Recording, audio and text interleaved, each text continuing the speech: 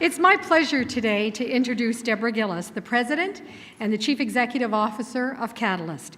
As I share with you some information on our speaker today, you will come to understand why she was specially chosen to celebrate the 40th anniversary of the Nova Scotia Advisory Council on the status of women. Deborah grew up in rural Nova Scotia, far away from the center of power. Deborah was inspired by a group of women who successfully advocated to have gender equality rights included in the Canadian Constitution. As a result, her high school debate topic was, "Be it resolved that women earn the same as men." And so began a career dedicated to giving everyone equal opportunities to succeed. Her early work in the public sector focused on social justice policy issues, employment equity, anti-racism, LGBTQ rights, and as a consultant and a practice leader for 2 global professional service firms, she advised clients on strategies for aligning talent and business priorities, and she championed initiatives to mentor women. As a candidate for elected office, Deborah truly understood the power of role models to inspire girls and young women. That experience and surviving breast cancer motivated her to seek out deeply meaningful work, which she found at Catalyst, a leading global nonprofit organization that partners with some of the world's most powerful CEOs and companies to advance women at work. Joining in 2006 as the Executive Director of Catalyst Canada, she led Catalyst's expansion in the Asia-Pacific region.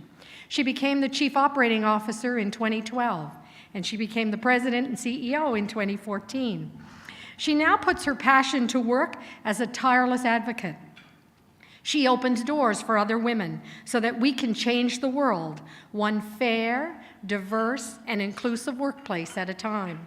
A recognized thought leader and a global influencer, in 2016, Deborah was named as one of the Canadian Business Magazine's 10 most influential Canadians. And that same year, she was the recipient of the Foreign Policy Association Medal. Deborah is a member of the Board of Governors at St. FX University. And most recently, in 2017, Deborah accepted an honorary Doctor of Laws from Cape Breton University for dedicating her life's work to advocating for women's rights. Please join me in welcoming a Nova Scotia woman, a leader in action, home.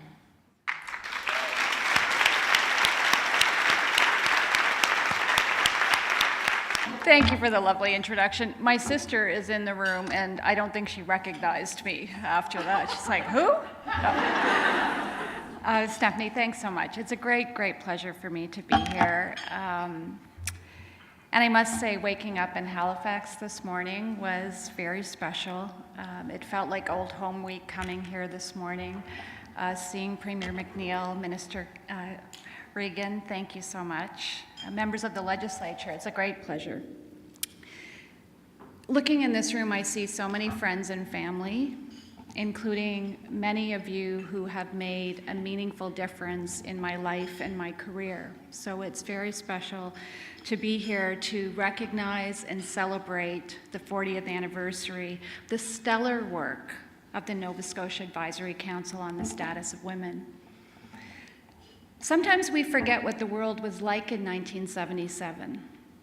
The minister responsible for the status of women was a man, because there would be no woman in that position until 1986. So it was a special joy to recognize Minister Regan this morning, one of a record 17 women in the legislature and a senior member of cabinet.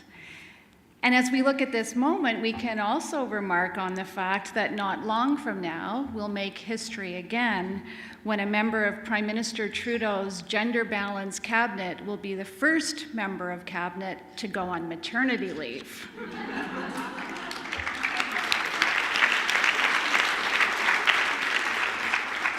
The truth is, as many said, 40 years ago, we would have struggled to fill this room with women business, government, and nonprofit leaders. Today, we celebrate this remarkable milestone with a sold-out room of inspiring, accomplished women. The Advisory Council has been part of that change over the years, speaking uncomfortable truths to power, influencing the lives of women, our families, and our province. Young women, no matter who they are or where they live, have found role models in the leadership of the Council. And role models can never be underestimated. You heard that I grew up in Glencoe Station. Population, well, let's just say I could name every person on that road, and I'm related to most of them. Today I work on Wall Street, and my girlhood certainly didn't include expectations of working and living in New York City, traveling around the world, or meeting regularly with CEOs and heads of state. But my worldview was influenced by the strong, resilient women that I grew up with. Women who were the backbones of their families and the heart and soul of their communities. Women who stepped up to any challenge, who ran their homes often in difficult situations, kept businesses afloat, and who supported each other in good times and in bad. They all believed that their daughters had a right to an education and to dream big dreams. They instilled in me the belief that unrealistic aspirations could be achieved, especially when they were grounded in the values of hard work, resilience, and a commitment to giving back to your community. Later, I was fortunate enough to have other role models, mentors and sponsors, men and women both, many of whom are in the room this morning. But it was the example and support of those rural Cape Breton women who set me on the path to New York. It was also in Cape Breton that I first recognized that I too was a role model. You heard earlier in my introduction that I was a candidate in the 2003 provincial election. I was out canvassing one day and knocked on a door. A mother and her daughter came to the door. When the mother explained to the child that I was a candidate in the election, the little girl looked up at me and said, "I thought only boys did that." Throughout that campaign, I saw girls begin to realize that there is no future for Nova Scotia that is only for boys.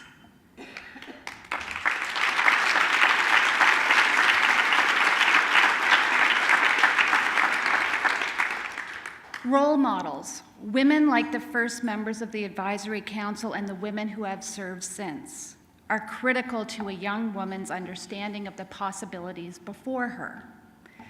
For a long time, we thought the gender balance would evolve naturally.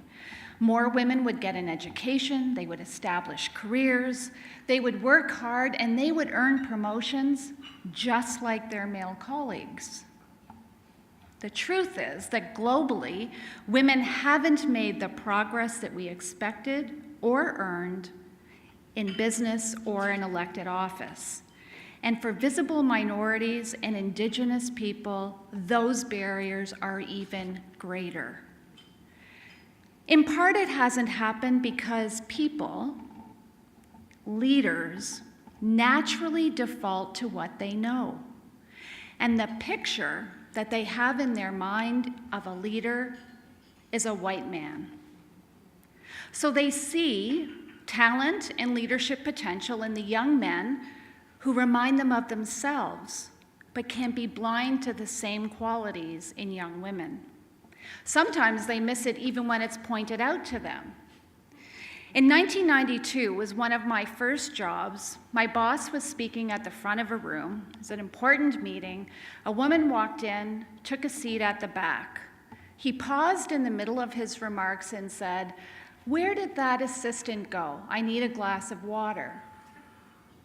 When someone pointed out to him that that secretary was an accomplished international trade lawyer who had appeared before the Supreme Court of Canada, he dug a little deeper.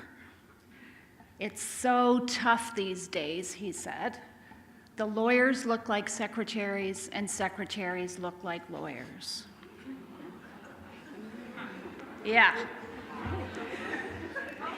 Here's another one. I'm a collector of stories. A couple of weeks ago, I was at an event in Washington, and Senator Amy Klobuchar described boarding an airline flight with her junior colleague, Senator Al Franken. After recognizing Senator Franken, the flight attendant made an excited announcement on the PA that he and his wife were on the plane.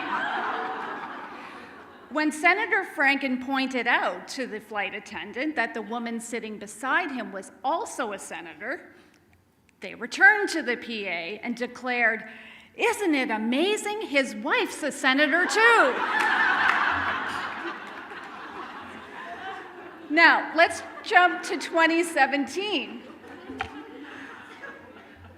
I met a woman colleague who was attending when we were both at the World Economic Forum in Davos, and she was in a conference room waiting for a meeting to begin. The man walked in the room, looked at her, and said, "I think I must be in the wrong room. I'm here to meet a senior executive from UPS." Without missing a beat, she said, "I'm that executive, and I have some feedback for you. Take a seat."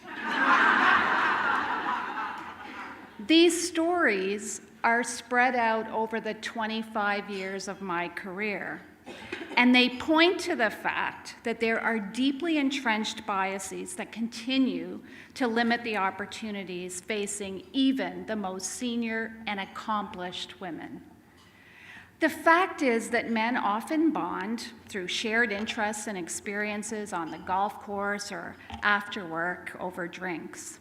Women may be less likely to participate or to be invited to participate in these activities, and as a result miss out on important aspects of corporate culture. More than that, these informal networks can act as an advance warning system for upcoming career opportunities. But if you can't prepare for something you don't know about, so women miss out on those opportunities. Even when women are recognized as being equally qualified as men, they may not be given the same chance to demonstrate those abilities. Managers often assume that Mary won't be interested in an international assignment because of the reluctance to move or family responsibilities, but John's young family may be more likely to be viewed as an incentive rather than an impediment to taking on a challenging stretch assignment. Catalyst research consistently demonstrates that sponsorship is crucial for both women and men to advance. Sponsorship is a powerful differentiator at the top, partly because of the performance versus potential bias that face many women. Men are more likely to be sponsored because of those informal relationships with, again, the typical male leaders in their organizations. But until we achieve a new, more diversified network of leaders, we must be deliberate in creating programs that deliver the same measure of support and sponsorship to women throughout their careers. In Canada, I'm delighted to see that there are leaders stepping up to the challenge of diversifying their workplaces. I'm proud that a Nova Scotian business leader will be honored next month by Catalyst Canada as a diversity and inclusion champion. Under Chris Huskelson's leadership, 39% of Emira's executive team and 33% of Emira's board of directors are women, including the organization's first woman board chair. Through mentorship programs and other deliberate policies, they have created opportunities for women and other underrepresented groups to demonstrate their abilities. His reward, and the company's, is a diverse, progressive leadership team with a healthy pipeline of talented and loyal employees, proving once again that advancing the careers of women is not only the right thing to do, it's the smart thing to do, because progress for women is progress for everyone.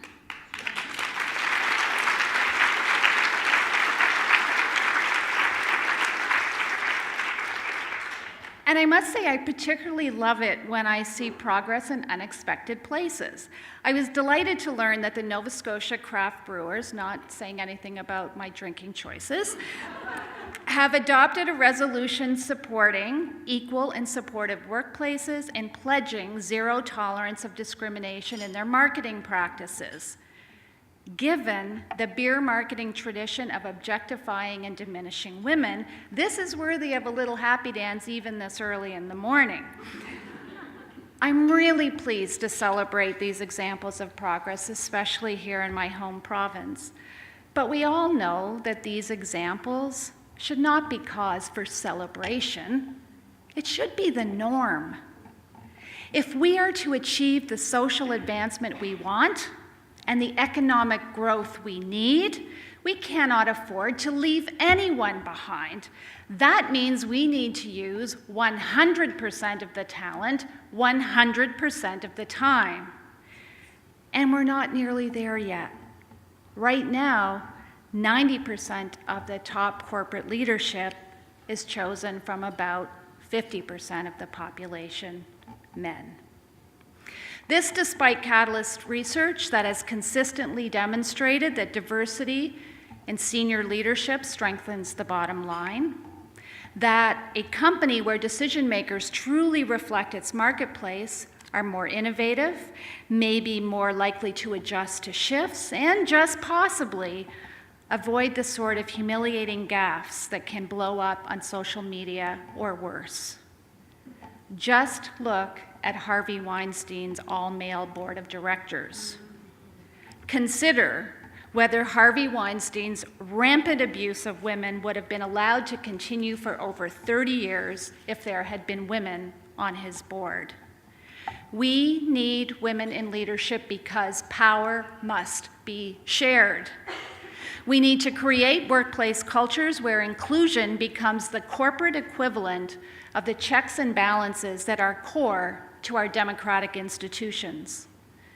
In a truly diverse and inclusive culture, it's harder to circle the wagons and protect someone who is abusing power. Having women in leadership matters at every level, from challenging the daily microaggressions that hold women back at work to fighting the harassment that unfortunately continues to exist in all industries. This inclusion can start in the C-suite, but it can also start in the cubicle, the shop floor, or in your neighborhood. Inclusion can be grand gestures and global programs, or it can be small things, like who we speak to in the hallway, who we call out in meetings. Inclusive leaders don't simply get more women in the room, they make sure that their contributions are valued and respected once they're there. Inclusive programs and formal policy statements are important, obviously, but workplace culture is also revealed in our casual language. Words are important. Author Ursula K. Le Guin powerfully reminds us that words do have power. Words are events. They do things, they change things, they transform the speaker and the hearer. When I was a university student, I was thrilled to get a legislative internship here in Nova Scotia along with 3 other young women. One day, in the House of Assembly, I overheard one MLA say to the other, "Isn't it great to have all these attractive young interns around?" He thought it was a compliment. We felt diminished. Words matter. Language can reinforce those unconscious stereotypes that continue to stand as barriers to the advancement of women. And frankly, if women could remove those barriers ourselves, it'd be done and dusted. But we can't. Men run the majority of the most powerful companies in the world. This means that we can only change things if we engage powerful male sponsors to insist that women and other underrepresented groups are given equal opportunities to advance and succeed. At Catalyst, we focus on engaging men as champions and change agents, in part through a special program we call Men Advocating Real Change, MARC Leaders. We educate and inform men on exactly what they can do to make a difference to promote gender equality. And when men ask us, what can we do? We say, join us. So thank you to the men in the room for being here. We offer advice. Be open to other men about your commitment to creating a gender-inclusive workplace and invite other men to join you. Speak up if you notice assumptions being made about women's skills or ambitions. Actively and visibly sponsor women for promotions or leadership roles. And use work-life flexibility benefits to manage your work and responsibilities, and don't be shy to talk about it. We need women and men together to make a difference. Women like those that have made a difference in my life and have been sponsors to me. Powerful Nova Scotian women making a difference. Women like Liz Crocker, the first president of the Advisory Council on the Status of Women, who's created successful, ethical businesses and who has unstintingly shared her experience and wisdom with many young women, including me. Women like Annette Verschuren, who has made it to the top of a major corporation, has found her way through the boardroom door and is holding it open for other women. Women like my friend and former colleague, Anna Stewart, who has recruited women to top jobs and boards and who is a tireless champion for women who are ready to move up to the top. But unfortunately, despite these amazing role models, despite the 300 women in this room, we continue to hear that women's underrepresentation in leadership is because we can't find women. That's not true. This is not a supply problem. In response to the supply problem myth and as encouragement to those corporate leaders who are honestly seeking to add women's voices to their governance, Catalyst Canada established the Catalyst Accord in 2012. FP 500 companies that made a commitment to increasing the number of women on their boards are given access to a list of board-ready women that we maintain. To date, 31 major Canadian corporations have signed the accord, and the average representation of women on their boards is 33%, well above the TSX composite average of 19.3%. Recently, we joined with the 30% Club of Canada to work toward achieving 30% women on boards, and I'm delighted that the 30% Club is active here in Nova Scotia. Women on Board, another Catalyst program, recognizes the vital role of sponsorship by pairing women board candidates with corporate board members for a period of 2 years. The program was so successful here in Canada that we've now brought it to the US.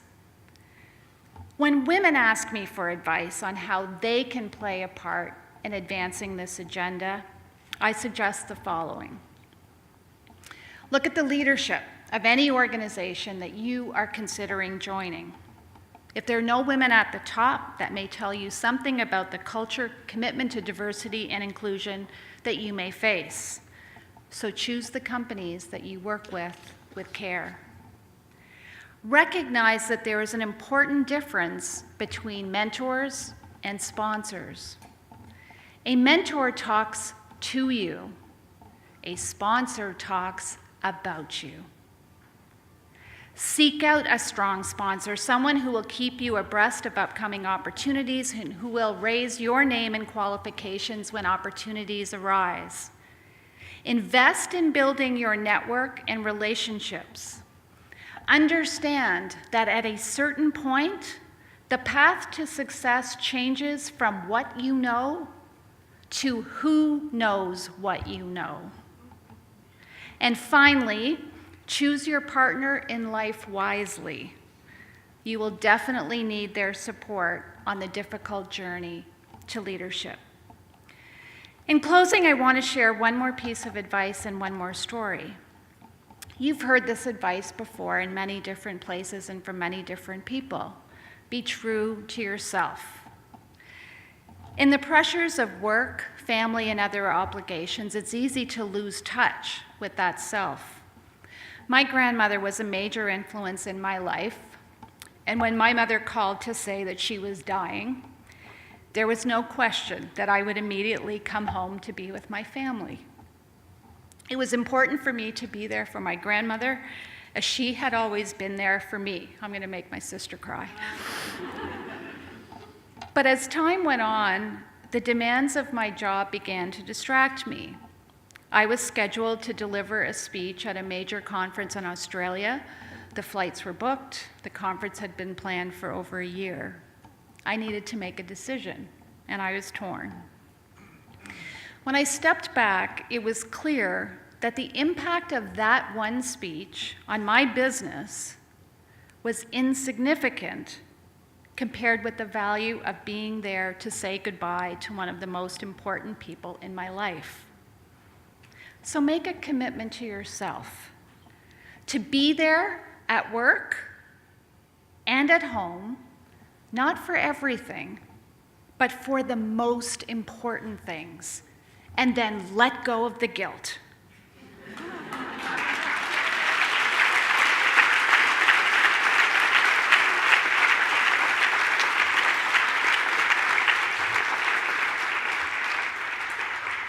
Because when you're true to yourself, you'll always do the right thing.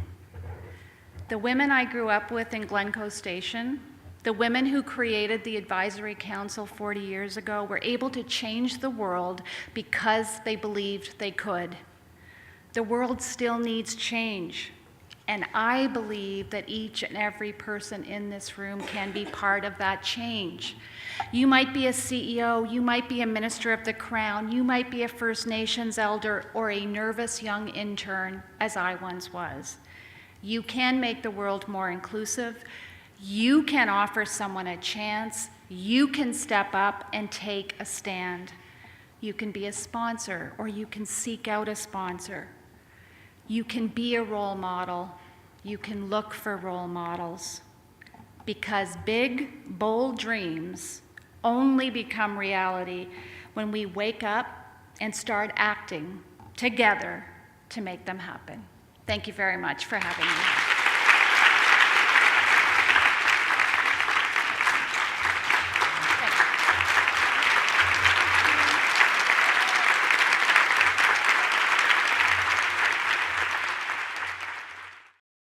Deb, it's hard to find words to say thank you.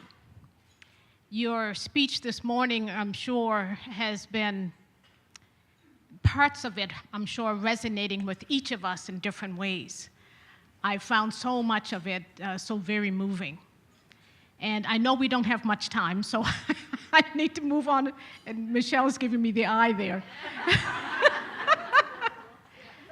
As I look at the audience, I see a very diverse group, but this is unusual.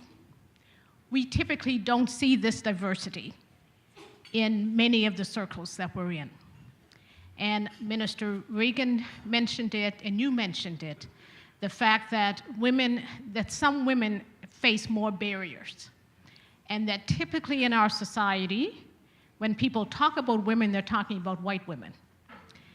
And so how do we ensure that when we're talking about women and change for women and empowerment for women, that we're making that talk very inclusive? How do we make sure that how do we remove the barriers that many women who are marginalized in multiple ways can break through?